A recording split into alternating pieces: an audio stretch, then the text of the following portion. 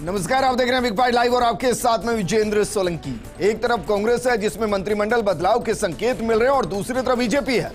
प्रदेश अध्यक्ष बदल दिए गए और सियासी संदेश दे दिया गया कि हम 2023 के लिए तैयार हैं। लेकिन सवाल यह है कि सतीश पूनिया की विदाई की वजह क्या है और क्या बीजेपी प्रदेश अध्यक्ष की कुर्सी पर ब्राह्मण चेहरे को बैठाना सियासी जरूरी भी है और चुनावी मजबूरी भी। हालांकि कहा यह जा रहा है कि सतीश पूनिया का कार्यकाल पूरा हो गया था, इसलिए सीपी जोशी को बनाया गया। लेकिन क्या सीपी जोशी के जरिए बीजेपी ने राजस्थान की सियासत को साध लिया है? मेवाड़ में जैसे गुलाब चंद कटारिया के राज्यपाल बनने के बाद जो वैक्यूम क्रिएट हुआ, क्या उस वैक्यूम को भरने की कोशिश? बीजेपी प्रदेश अध्यक्ष की लंबी फहरिस्त में ज्यादातर ब्राह्मण आपको प्रदेश अध्यक्ष नजर आएंगे, तो क्या उस कोर वोट बैंक को एक बार फिर साथ लेने की कोशिश? साथ में सीपी जोशी के लिए कहा जाता है कि वो किसी भी गुट के नहीं है, वो मोदी और शाह की टीम के हैं, वो बीजेपी के कार्यकर्ता है। तो क्या ऐसे में प्रदेश अध्यक्ष की कुर्सी पर बैठने के बाद जितने भी गुट राजस्थान में हैं उन सभी को साध लिया जाएगा? उनको साध के ही सीपी जोशी को प्रदेश अध्यक्ष की जिम्मेदारी दी गई है। सवाल यही कि क्या प्रदेश अध्यक्ष की कुर्सी पर परिवर्तन के जरिए 2023 में परिवर्तन कर पाएगी बीजेपी? आज बात इसी मुद्दे।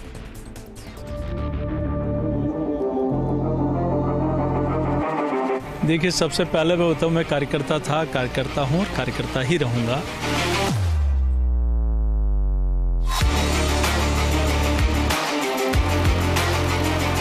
और 2023 के चुनाव में बहुत प्रचंड बहुमत के साथ भारतीय जनता पार्टी राजस्थान में विजयश्री प्राप्त करेगी।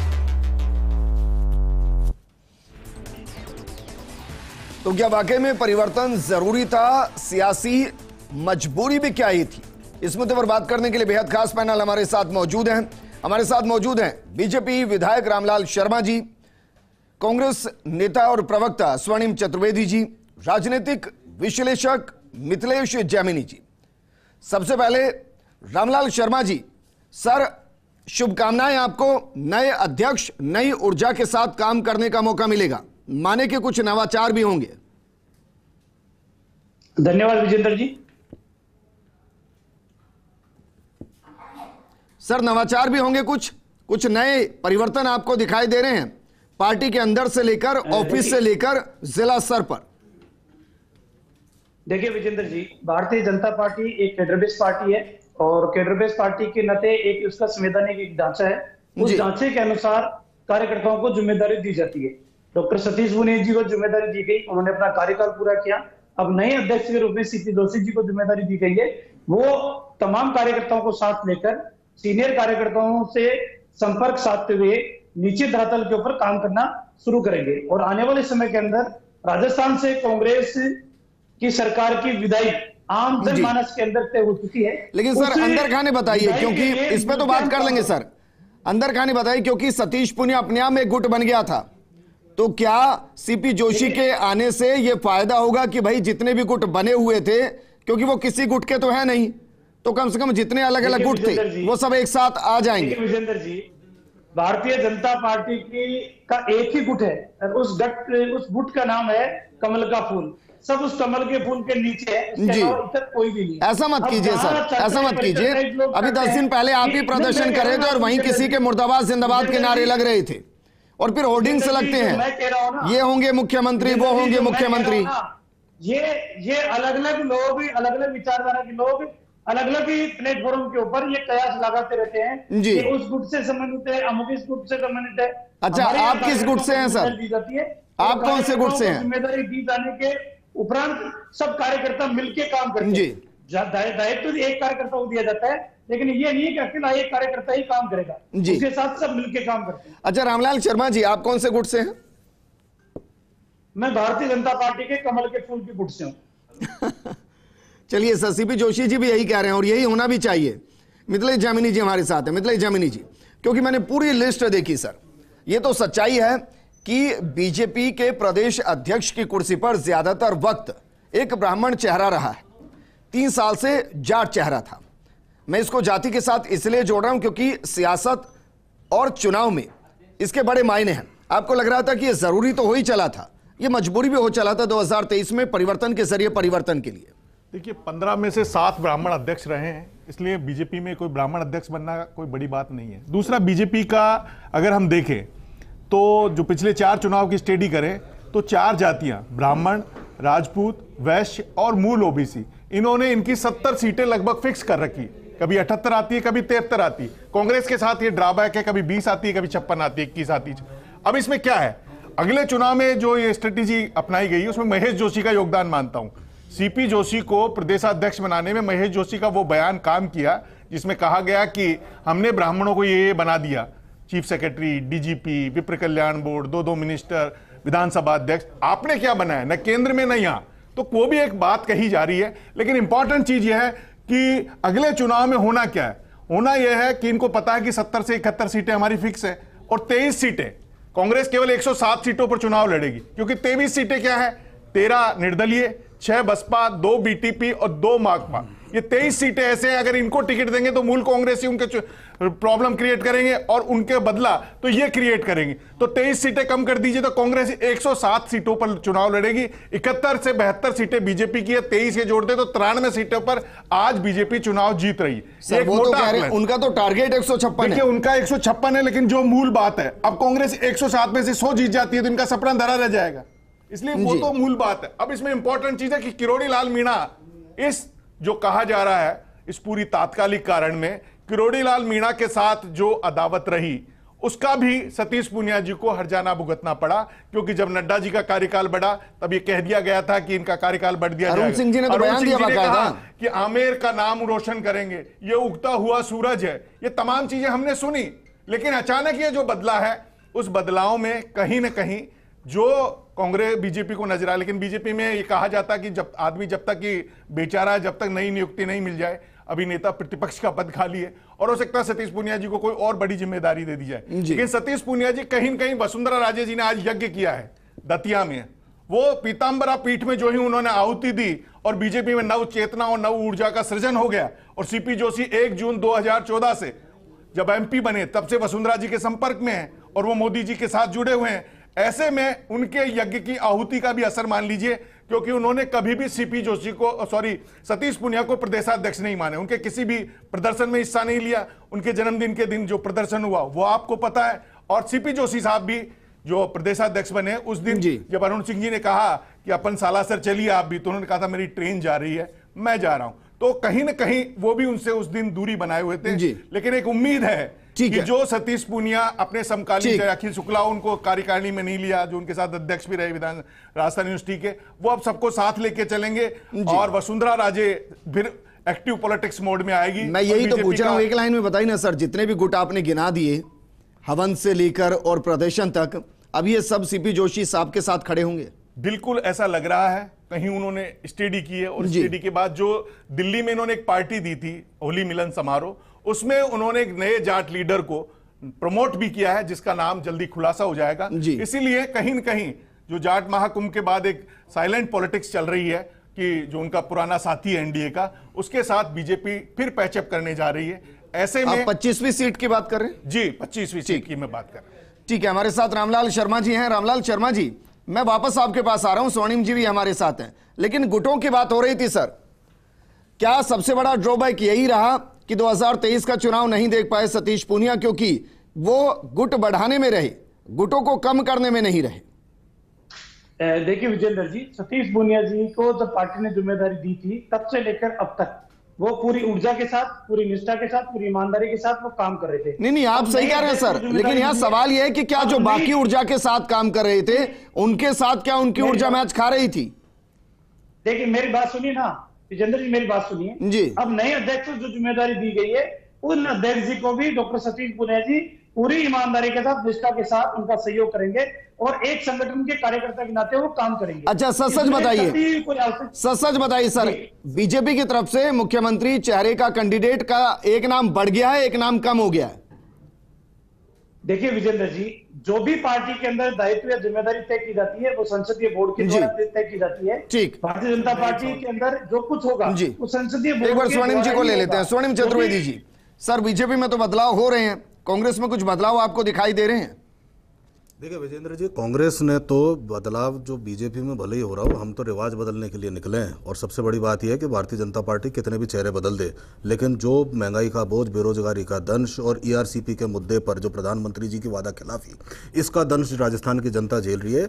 इसमें कोई कमी नहीं आने वाली। ये भारतीय जनता पार्टी। अच्छा, मंत्रिमंडल विस्तार हो रहा है, एक बार डॉक्टर को तो सम्मान स्वर्णिम दो। चतुर्वेदी जी, देखिए मैं आपको एक चीज बताता हूँ, राजस्थान के सुनिए। अंदर किस तरीके से पुलिस के द्वारा लाठीचार्ज की गई है डॉक्टरों को, उनका दर्द को तो कम कर दो, वो आमजन के दर्द को कम कर आम जन का दर्द तो रामलाल जी, हम 500 रुपए में जो उज्ज्वला योजना जिसका ढिंडोरा पीट रहे थे ना, सिलेंडर देकर के ही दूर कर देंगे। और बिजली के बिलों में जो सब्सिडी दे रहे हैं ना किसान को 2000 यूनिट तक और 100 यूनिट घरों में, उसी से दूर कर देंगे। आप तो जो 17 रुपए अभी अंतर्राष्ट्रीय बाजार में पेट्रोल कच्चे तेल के दाम कम हुए वो कम कराकर बता दो, या और कुछ नहीं तो प्रधानमंत्री जी से वो वादा पूरा करा दो ईआरसीपी पे जो राजस्थान की जनता से वोट लेते वक्त किया था, इतना सा करा दो। बाकी चेहरे बदलने से कुछ नहीं होता, ये लीपा पोती है। आप बदलते रहिए, हम रिवाज बदलते रहेंगे। लेकिन मैंने तो बदलाव की बात की थी। क्या कुछ चेहरों में बदलाव हो रहा है, मंत्रिमंडल में विस्तार हो रहा है, बदलाव हो रहा है कुछ? देखिए बिल्कुल ये सतत प्रक्रिया है, सब चीजें समय पर होती हैं। आपने विस्तार की बात की, मैं ये मानता हूं कि विस्तार तो अब जितनी संख्या है उतने मंत्री हैं, जो होगा निर्णय लिया जाएगा जिससे सक्षम स्तर पर। लेकिन आप ये तो महसूस करते होंगे स्वर्णिम जी कहीं कि भाई बीजेपी के अंदर फैसले यूं लिए जाते हैं, पता ही नहीं चलता है। वो प्रदेश अध्यक्ष तक बदल देते हैं और हम ब्लॉक अध्यक्ष और जिला अध्यक्ष के लिए लड़ते रह जाते हैं कि कब बनेंगे पूछते ही रह जाते हैं। ये तो अंतर है दोनों पार्टियों में। मैं तो विजेंद्र जी एक ही बात कह रहा हूँ, वहां पे क्या हो रहा है क्या नहीं हो रहा है ये उनका अंदरूनी मामला है। मैं मेरी पार्टी की बात करता हूं। कार्यकर्ता तो महसूस होता होगा ना भाई, वो संगठन को अचानक से बदल देते हैं, मजबूत कर देते हैं, हम देखते ही रह जाते हैं। आपको हमारे प्रभारी आते क्या थे, 26 जनवरी तक सारे जिला अध्यक्ष बन जाएंगे, फरवरी निकल जाता है, मार्च निकल जाता है, पता ही नहीं चलता। देखिए मैं तो एक ही चीज कह रहा हूँ, आप कह रहे हैं कि वो मजबूत करते हैं, मैं दूसरी बात पूछ रहा हूँ कि जब वहां पे उनके प्रभारी आकर के कहते हैं कि चुनाव इनके नेतृत्व में लड़ेंगे और एकदम से बदल दिया, तो मजबूती है कमजोरी है ये तो बीजेपी तय करे। लेकिन सबसे बड़ी बात यह है कि जो जनता की जरूरत है, जनता की लड़ाई है, वो कांग्रेस बखूबी लड़ रही है, पूरी ताकत से लड़ रही है, पूरे कार्यकर्ता लड़ रहे हैं, एक एक व्यक्ति आपको कहीं हमारे साथ दिल्ली न्यूज एडिटर अदिति नागर भी जुड़ गए हैं। अदिति, हमने आज प्रोग्राम को नाम दिया है परिवर्तन। बीजेपी इस परिवर्तन के जरिए जाहिर है 2023 के परिवर्तन की तैयारी कर रही है। तो मेरा सवाल यह है कि सीपी जोशी साहब को आगे लाना, क्या इसकी वजह यह कि सतीश पूनिया जी अपने कार्यकाल में गुट खत्म नहीं कर पाए, उल्टा वो गुट का हिस्सा बन गए, एक गुट अलग से सतीश पूनिया गुट बन गया, जो कि प्रदेश अध्यक्ष के लिए सही नहीं। अभी हाल ही में किरोड़ी लाल मीणा जी ने कहा कि भाई हमारे साथ आते नहीं है, बड़े नेता नाराज से। और दूसरा ये कि गुलाबचंद कटारिया की वजह से जो वैक्यूम मेवाड़ में बना उसको भरने की जरूरत थी, और ब्राह्मण कोर वोट बैंक है, एक ही नाम से सारी चीजों को साथ दिया गया।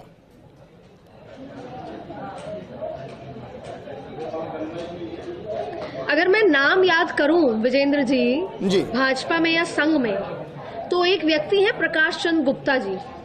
उनके अलावा भाजपा के और मोरलेस संघ के कोई भी व्यक्ति ऐसा नहीं था जो अब इस अंत तक, जो उनके कार्यकाल के खत्म होने के अंत तक सतीश पूनिया के साथ काम करना चाहते थे। मैं ये बात अलग है कि सतीश पूनिया अच्छे व्यक्ति हैं, संगठन को अच्छे समझते हैं, काम बहुत अच्छा करते हैं, लेकिन दिल्ली ने दिसंबर में जब मानगढ़ की तैयारी के लिए एक बैठक बुलाई थी कोर ग्रुप की, तब बिल्कुल फुट डाउन कर दिया था और कह दिया था कि अगर आपको अगले 1 महीना और काम करना है कर लीजिए, जनवरी में दिल्ली जो है पूरा कैप्चर कर लेगी। और आज सीपी जोशी के इस नियुक्ति से पहला मैसेज ये गया है कि अब पूरा का पूरा जो जिसे बोलते हैं ना कि स्टीयरिंग है गाड़ी का, वो अब बीजेपी ने, दिल्ली बीजेपी ने अपने हाथ में ले लिया, यानी आला कमान ने अपने हाथ में ले लिया। क्यों? क्योंकि सीपी जोशी किसी भी गुट के व्यक्ति नहीं है। हाँ, ये जरूर है कि उनको माना जाता है कि वो ओम बिरला के बहुत करीबी हैं, ओम बिरला चाहते भी थे कि वो प्रदेश अध्यक्ष बने, लेकिन सीपी जोशी किसी भी गुट के नहीं है, यानी कि कोई गुटबाजी अब नहीं है। इसको एक ही मतलब जैसे होता है ना, एक निशाने में अमित शाह ने अपनी स्ट्रैटेजी से खोल दी इस गांठ को। तो यहाँ पर गुटबाजी खत्म हो गई, जो सबसे बड़ी चुनौती थी, क्योंकि सीपी जोशी तो दिल्ली में आप बैठे हैं, आपने कहा एक ही नाम से सारी गुटबाजी बीजेपी में खत्म हो गई, तो ये बताइए कांग्रेस में भी कोई एक ऐसा नाम आपको अगले 2 दिन, 10 दिन, 20 दिन या 2 महीने में दिखाई दे रहा है जो अचानक से आएगा और कहेंगे कि नहीं अब राजस्थान कांग्रेस में भी गुटबाजी खत्म, कुछ परिवर्तन वहां भी दिखाई दे रहा है? देखिए, बिल्कुल। एक मैं आपको ये बताना चाहूंगी विजेंद्र कि ऐसा नहीं है कि सीपी जोशी का जब नाम पिछले 1 साल में चल रहा था तो कोई और सीनियर नेता भी थे जिन्होंने कई अलग अलग तरीके की शिकायत कह लें या अलग अलग तरीके के इंसिडेंट आलाकमान तक पहुंचाए और आलाकमान ने उसकी जांच पड़ताल भी की, जो जुड़ा हुआ है वल्लभ नगर वाले उपचुनाव के इंसिडेंट से। हालांकि उसके बाद अब आज नियुक्ति हो गई। अब इसमें 2 सवाल है कि ब्राह्मण वोट बैंक कितना महत्वपूर्ण है बीजेपी के लिए। देश भर में जरूर है, राजस्थान में भी जरूर है, लेकिन लगभग 18 सीटें आती हैं। आपने मुझसे कांग्रेस का सवाल किया। देखिए, कांग्रेस में कई चीजें चल रही हैं। कांग्रेस में कुछ स्थायी नहीं है। पिछले 4 साल में सुबह कुछ होता है, शाम कुछ हो जाता है, रात होते होते चीजें बदल जाती हैं। लेकिन अभी फिलहाल ये है कि सचिन पायलट जाहिर तौर पर दबाव बना रहे हैं। सचिन पायलट प्रदेश अध्यक्ष बनना चाहते हैं, अशोक गहलोत गुट बनने नहीं देगा, क्योंकि अभी जब अशोक गहलोत ने अपने तमाम चीजें ठीक कर ली है सियासी तरीके से, तो वो नहीं चाहते। दूसरी बात है कि एक और गुट है, जैसे हरीश चौधरी भी चाहते हैं, तो मैं अगर बीकानेर की तरफ जाऊं तो डूडी साहब, रामेश्वर डूडी भी चाहते हैं कि वो प्रदेश अध्यक्ष बने। और अब जाट वोट बैंक जो है उसको कांग्रेस छोड़ेगी नहीं, तो रामलाल जाट भी है। ऐसे में आज की हालात में कई सारे नाम चल रहे हैं, लेकिन एक यक्ष प्रश्न ये है जो गहलोत खेमे की तरफ से आता है कि आखिर क्यों डोटासरा को इस समय हटाया जाए। क्यों? कोई एक वजह होनी चाहिए। ना कार्यकाल पूरा हुआ है, ना तमाम चीजें हैं, तो क्यों हटाया जाए। और अब कांग्रेस चाहेगी कि वो जाट राजनीति को भूने अच्छे से, और वहीं अब ऐसा लगता है कि बीजेपी ये कोशिश कर सकती है कि जो हरियाणा में चुनाव हुआ है नॉन जाट वाला, हरियाणा में जो सियासत चल रही बीजेपी ने जब मनोहर लाल खट्टर आए नॉन जाट वाली, तो वहां पर ये हो सकता है। लेकिन चाहे रिशफल हो, चाहे संगठन में बदलाव हो, बहुत तरीके की चर्चाएं और डिस्कशन चल रहे हैं। अगले 10 दिन में आपको वहां भी बहुत सारे बदलाव कह सकते हैं, शफल कह सकते हैं, बहुत सारी चीजें कांग्रेस में भी देखने को मिलेगी। लेकिन बीजेपी जाट राजनीति से इतर नहीं काम करेगी, जाट फैक्टर को अच्छे से भुनाएगी जी। और उसके लिए तो उन्होंने वैसे भी जगदीप धनखड़ साहब को उपराष्ट्रपति बनाकर भेज ही दिया है। उसके जरिए भी उनको सीकर की राजनीति, शेखावटी की राजनीति को उनके साथ वो इनकैश कर ही लेंगे। मिथिलेश जामिनी जी, आप कुछ कहना चाह रहे थे? मैं ये कहना चाह रहा था रामलाल जी से कि क्या जिस तरीके से अरुण चतुर्वेदी जी उपाध्यक्ष बन गए, क्या सीपी जोशी के अंडर में सतीश पूनिया जी उपाध्यक्ष बनकर काम कर लेंगे? एक सवाल ये भी है। जिस तरीके से अरुण चतुर्वेदी जी ने वसुंधरा जी के साथ कॉम्प्रोमाइज कर लिया, क्या सतीश पूनिया इतना कॉम्प्रोमाइज कर लेंगे? क्योंकि वो तो संघनिष्ठ हैं, पूरी तरह बीजेपी के समर्पित कार्यकर्ता हैं। तो फिर बीजेपी ऑफिस पर कुछ प्रदर्शन हो रहा है, उसके पीछे क्या कारण है? और जो किरोड़ी लाल जी के प्रदर्शन हुआ, उसमें जो नारे लगे और जो खबरें मैनेज की गई कि सतीश पूनिया को हत्या करवाने का प्रयास था या वो प्रयास था, ऐसी खबरें बीजेपी में कभी नहीं छपी किसी प्रदेशाध्यक्ष की।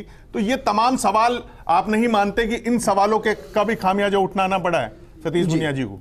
ठीक है, और इसके साथ एक सवाल और संक्षेप में जवाब दीजिएगा रामलाल जी। ट्विटर पर एक हैशटैग चल रहा है, सतीश पूनिया में क्या बुराई है, ये कौन चला रहा है? देखिए विजेंद्र, इसकी जानकारी मुझे नहीं है, लेकिन मैं इतना कह सकता हूँ डॉक्टर सतीश पूनिया जी पार्टी के अनुशासित कार्यकर्ता है, हमेशा पार्टी की लाइन के ऊपर काम करने वाले हैं और हमेशा आगे भी पार्टी की लाइन पे काम करेंगे। केंद्रीय नेतृत्व और पार्टी जो उनको जिम्मेदारी देगी उसको बखूबी निभाने का काम करेंगे। और मिथिलेश जी ने कुछ सवाल किए सर, वो सुन पाए हो तो उनका भी जवाब दे दीजिए। नहीं, मिथिलेश जी ने जो बात कही है, मैं इतना कह सकता हूँ कि राजनीति के अंदर जो भी चीजें घटती है उस समय परिस्थिति के अनुसार घटित होती है। तो आज की नई जिम्मेदारी सीपी जोशी जी को मिली है। मैं इतना विश्वास के साथ कह सकता हूं कि तमाम कार्यकर्ता सीपी जोशी जी को अध्यक्ष के रूप में एक सहयोगी के रूप में मिलकर काम करेंगे। ठीक है, मैं मिथिलेश जी को जवाब दे देता हूं। सर, हो सकता है आपके पास ये उदाहरण नहीं समझ में आ रहा हो। मिथिलेश जी, दिल्ली से जब कोई ऑर्डर आता है ना तो उसको बीजेपी में मान ही लिया जाता है। देवेंद्र फडणवीस मुख्यमंत्री रहते हुए शिंदे के नीचे उप मुख्यमंत्री के तौर पर काम कर रहे हैं, उन्होंने भी समझौता वहां पर किया है सर। लेकिन स्वर्णिम चतुर्वेदी, क्या इस बदलाव का कांग्रेस के पास रणनीतिक तौर पर कोई ऐसा ऑप्शन है कि अगर यहां ये बदलाव हुआ और उसका ये इंपैक्ट नजर आएगा तो हम इसके रिवर्स ये करने वाले हैं? देखिए विजेंद्र जी, मैं तो आपको एक ही चीज़ बता रहा हूँ कि कांग्रेस पार्टी का जो सारी स्ट्रेटेजी है, सारी रणनीति है, वो एक ही चीज़ को लेकर है कि हमने जो सरकार है बार बार बदलती है राजस्थान में, इस रिवाज को बदलना है, इस रिवाज को बदलकर दोबारा अपनी सरकार लाएंगे। और रही बात भारतीय जनता पार्टी में, तो ऐसा क्या बदलाव हुआ है? बदलाव तब होता है जब कोई ऐसा दिखाते करके काम नहीं। लेकिन आप सुनिए ना, लेकिन बयानबाजी तो फिर शुरू हो गई है, एक बार फिर बयानबाजी शुरू हो गई कि जादूगर तो एक ही है, मुरली वाला, बाकी तो सब हाथ की सफाई है।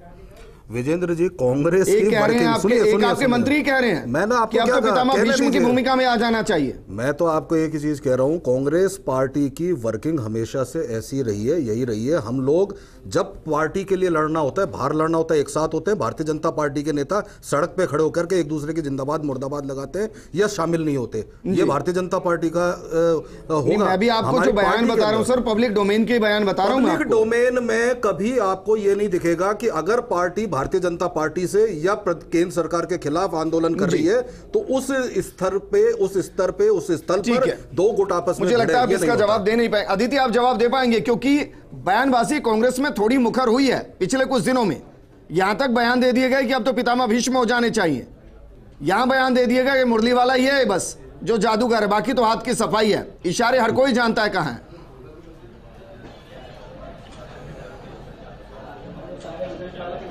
देखिए, अभी तो मुझे लगता है बयानबाजी भी कह लो या फिर प्रेशर पॉलिटिक्स एक बार फिर बढ़ेगी। अब ये तय आला कमान को करना है। जैसे मारियो गेम से उन्होंने कोई मैसेज दिया है, लेकिन अभी भी बहुत सारी चीजें हैं बयानबाजी को लेकर हो, चाहे फिर दिव्या मदेरना की होती हो, चाहे फिर गुडा की होती हो, चाहे सचिन पायलट का प्रेशर हो, कि अशोक गहलोत अगर काम कर रहे हैं, जैसा भी करें, ये अब आला कमान को तय करना है कि उनको अपना हाथ सचिन पायलट के कंधे पर रखना है, उनको अपना हाथ अशोक गहलोत के पास रखना है। और अगर दोनों के साथ है तो वो उसमें भी देरी नहीं करनी होगी, दोनों को साथ बैठाना होगा। अब जो बॉल है वो दिल्ली कोर्ट में। अब सवाल ये उठता है कि दिल्ली अभी तक सो रही है या सोने का नाटक कर रही है, क्योंकि अब तो बीजेपी भी जाग गई है। बीजेपी ने भी प्रदेश अध्यक्ष बदल दिया है, तो आखिरकार बयानबाजी और बढ़ेगी, प्रेशर टैक्टिक्स और बढ़ेगा। इसी के चलते रिशफल की भी चर्चाएं बढ़ रही हैं। लेकिन अब आला कमान को तय करना है कि उनको चुनाव जीतना है भी या नहीं जीतना। अदिति, शुक्रिया हमारे साथ जुड़ने के लिए। मिथिलेश जामिनी जी, आपका भी शुक्रिया। रामलाल जी और स्वर्णिम जी, आपका भी शुक्रिया। अदिति ने मारियो गेम का जिक्र किया। उसके बाद रंधावा साहब जब प्लेन से जयपुर एयरपोर्ट पर उतरे थे तो उनसे पूछा गया कि भाई चेहरा कौन? उन्होंने कहा कि कांग्रेस का हाथ। तो जिस हाथ का जिक्र अदिति कर रही थी कि वो इसके कंधों पर हो गया, उसके कंधों पर, कांग्रेस कोशिश कर रही होगी कि हाथ आगे रहे, बाकी सबके कंधे पीछे की तरफ ही नजर आए। लेकिन यह परिवर्तन जो बीजेपी ने किया है, क्या इस परिवर्तन के जरिए 2023 में परिवर्तन की तैयारी की गई है? आज बात इसी मुद्दे पर थी। नमस्कार।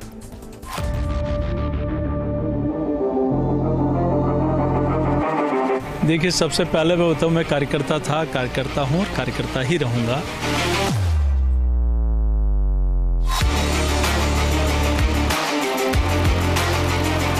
और 2023 के चुनाव में बहुत प्रचंड बहुमत के साथ भारतीय जनता पार्टी राजस्थान में विजयश्री प्राप्त करेगी।